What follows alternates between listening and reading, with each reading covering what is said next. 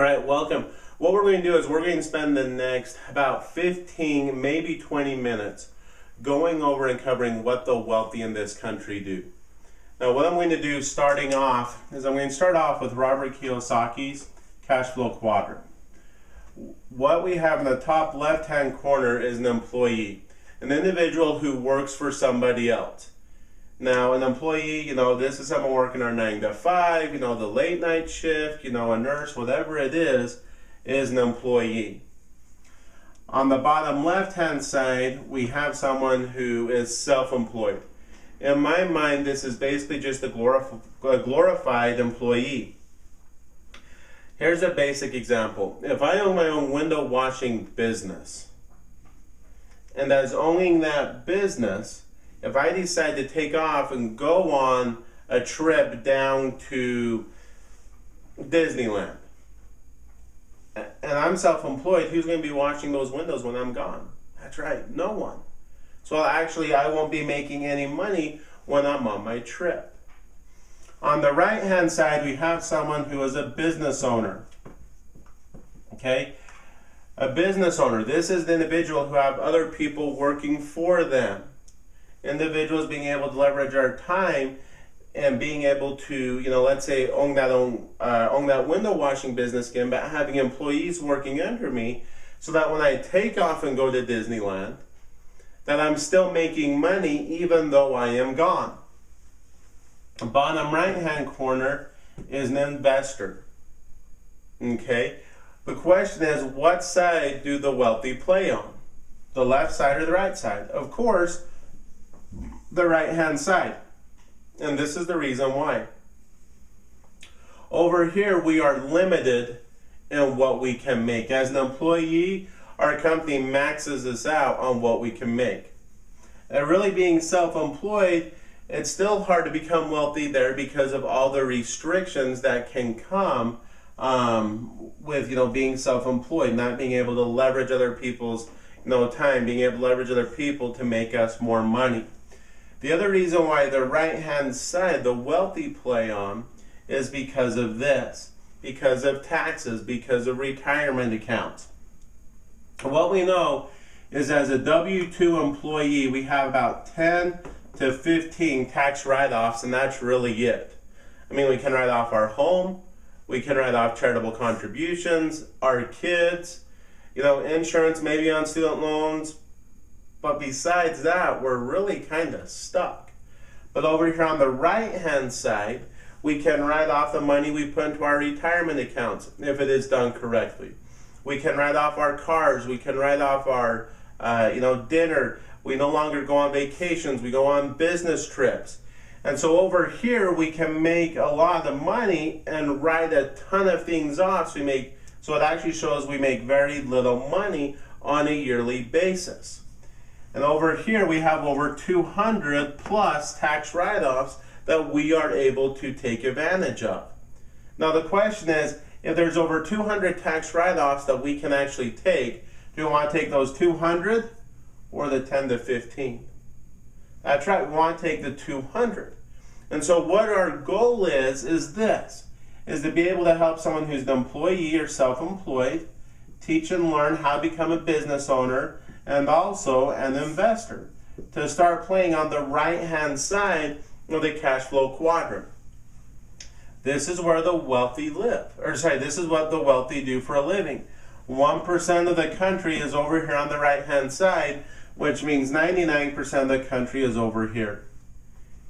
If it was easy, everyone would do it. It takes a little guts to go from the left-hand side to the right-hand side. But as an individual who did it myself, an individual who's been able to help hundreds of other people, thousands of other people make the jump to the right-hand side, we can help you do it also. So this is kind of a foundation of what we're talking about. Now that we understand that, I'm just going to kind of put it up here in the corner so that we remember it.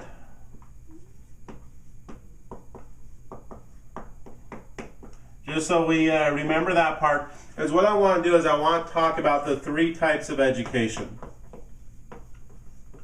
that's in this country. The first one is academic. This is what we've been taught ever since we were a little baby. Go to school, get good grades to get a good what? That's right, a good job. That's academic. The second is the last part of that, professional.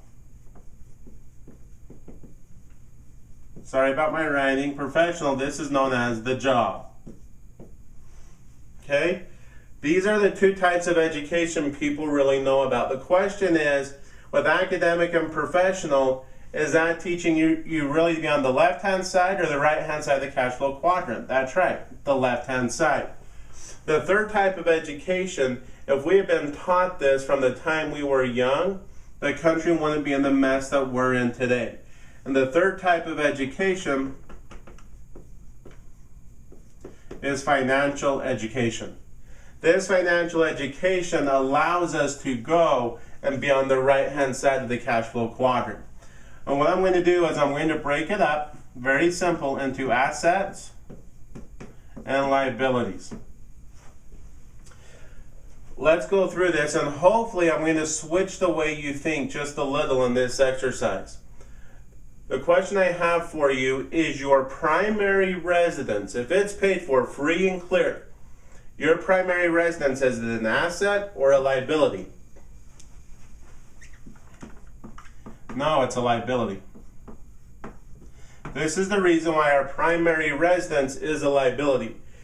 If at the end, or even if it's paid for free and clear, what is due at the first quarter of each year? That's right, taxes. If we don't pay our property taxes, what can happen to our home after a couple years?